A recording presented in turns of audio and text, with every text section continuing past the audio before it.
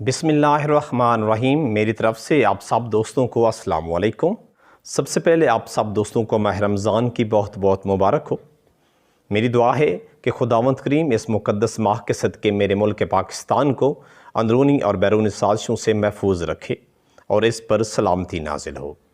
मेरी आपके लिए भी दुआ है कि अल्लाह ताला आपको इस मुक़द्दस माह के सदक़े हर गम से निजात दे। नए आने वाले दोस्तों को अपने चैनल पे वेलकम कहता हूँ और रिक्वेस्ट करता हूँ कि मेरे चैनल को सब्सक्राइब करें और साथ ही बेल आइकन पे क्लिक करें ताकि मेरी हर आने वाली वीडियो उनको बआसानी मिलती रहे।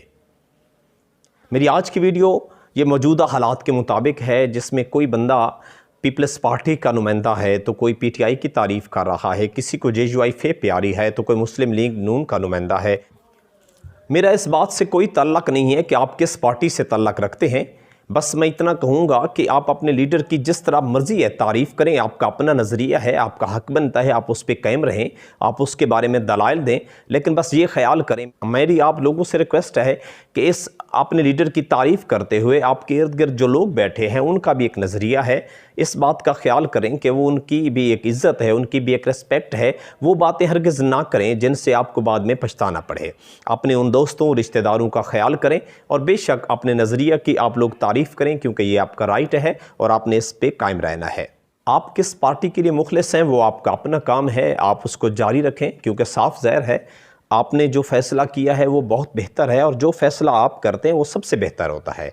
आज मैं आपको एक कहानी सुनाऊंगा और ये कहानी एक गधे की कहानी है। ये कहानी सुनने के बाद आपने फ़ैसला करना है कि आया जो काम आप कर रहे हैं वो ठीक है या आप गलत कर रहे हैं। मेरी कहानी गौर से सुनिएगा। एक गाँव था जो पसमानदा था, जिसमें लोगों के पास तालीम हासिल करने का भी कोई रवाज नहीं था। वो जिस तरह से जो मिलता था उसी पे इक्तफा करते थे। उस गांव को जंगल ने घेर रखा था और उस जंगल के पार शहर था। लोग कोशिश करते थे कि किसी तरह हम शहर चले जाएं और अच्छी तालीम हासिल करें, लेकिन वो जंगल से डरते थे। कोई भी इतनी जुर्रत नहीं करता था कि जंगल पार करके वो शहर की तरफ चले जाए। बस वो इसी पर मुतमईन थे कि जो कुछ मिल रहा है ये काफ़ी है और मरने से बेहतर है कि इसी पे इक्तफा कर लिया जाए। एक दिन एक गधे को ख्याल आया कि क्यों ना मुझे शहर जाना चाहिए। मैं इस माहौल से तंग आ चुका हूँ, मुझे इस माहौल में कोई अच्छा खाना पीना नहीं मिल रहा। तो जो ही सुबह हुई, गधा उस जंगल के रास्ते क्रॉस करता हुआ वो शहर की तरफ रवाना हुआ और रास्ते में उसे ख्याल आया कि शायद मैं गलत रास्ते पर हूँ, शहर इस तरफ है। वो इस तरफ को चला गया, फिर उसे ख्याल आया कि नहीं, पहला रास्ता ठीक था, शहर तो इस तरफ है। इसी तरह वो ज़िगज़ैग तरीके से सफ़र करता हुआ शहर की तरफ आ पहुंचा। वो बहुत खुश हुआ और वहाँ खुशी खुशी रहने लगा। ये बात आनन फानन पूरे गांव में फैल गई कि गधा तो जंगल क्रॉस कर चुका है। अब गधे के बाद कुत्तों को जो पता चला कि गधा चला गया है, हम भी उसके पीछे चलते हैं। आप सब जानते हैं कि कुत्तों की एक ख़ास आदत है कि वो सूंघने की हिस्स रखते हैं।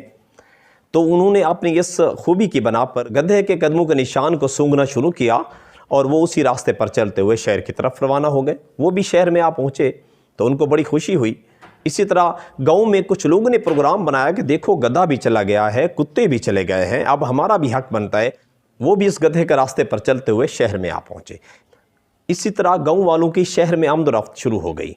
जब शहर वालों को इल्म हुआ कि अगर शहर से गाँव तक एक सड़क तामीर कर दी जाए तो गाँव वालों का राब्ता आसान हो जाएगा और इसी तरह हमारा और गाँव का कम्युनिकेशन का सिलसिला मज़ीद बढ़ जाएगा। गाँव वाले फिर शहर तक आ सकते हैं। इसी तरह उन्होंने एक सड़क तामीर करने का फ़ैसला किया।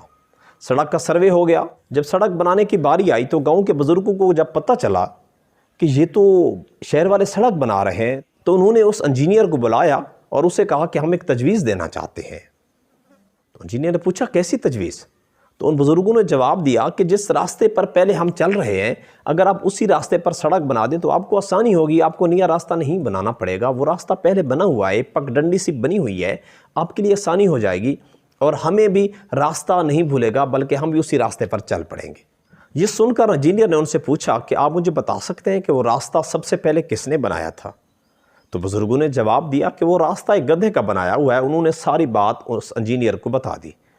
तो इंजीनियर ने बताया कि आपको पता है कि जिस रास्ते पर आप पहले चल रहे थे, आप कितना ज़्यादा लंबा सफ़र कर रहे थे। वो सफ़र जो आप घंटों में तय करते, आप वो मिनटों में तय करेंगे। اس پر گاؤں کے لوگ حیران ہوئے تو انجینئر نے جواب دیا کہ وہ راستہ خاصا لمبا ہے اور وہ ایک گدھے کا راستہ ہے۔ ہم انسان ہیں، ہم اس میں تحقیق کریں گے، اور ہم نے بڑے سروے کیا ہے اور ہم نے یہ تحقیق کیا ہے کہ آپ کو بہت سیدھا راستہ، سیدھی سڑک بنا کر دے دی جائے۔ اس پر گاؤں والے حیران ہوئے اور ایک سڑک بن گئی۔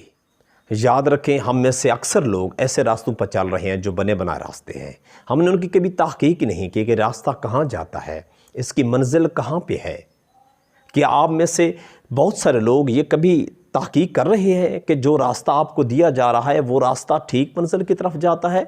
یاد رکھیے، اپنے راستوں کا انتخاب کیجیے، لیکن اس کی تحقیق لازمی کیجیے۔ تحقیق کیے اور راستہ اپنائیے، آپ کو منزل بہت اچھی مل جائے گی۔ مجھے امید ہے کہ آپ اپنے راستوں کا انتخاب کرتے ہوئے ضرور یہ نشاندہی کریں گے کہ یہ راستہ کس منزل کی طرف جاتا ہے۔ کیا یہ راستہ کسی گدھے کا بنایا ہوا تو نہیں ہے؟ کہ آپ نے کبھی غور کیا ہے کہ بہت ساری ایسے سڑکیں جو پہلے کافی لمبی ہوتی تھیں، ان سڑکوں کو مزید جدید بنا دیا گیا ہے۔ اب ہمارے لیے فاصلہ کم کر دیا گیا ہے، وہ موڑ جو خطرناک تھے وہ ختم کر دیے گئے ہیں۔ ہماری زندگی بھی ایسے ہی چل رہی ہے۔ کیا ہم جس منزل کی طرف روان دواں ہیں، کیا یہ کسی گدھے کا بنایا ہوا راستہ تو نہیں ہے؟ صحیح انتخاب کیجیے، اپنی زندگی کو روشن بنائیے۔ مجھے امید ہے یہ ویڈیو آپ کو بہت پسند آئی ہوگی۔ اگر ویڈیو پسند آئی ہے تو شیئر لازمی کیجیے گا۔ مجھے اپنی دعاؤں میں یاد رکھیے گا۔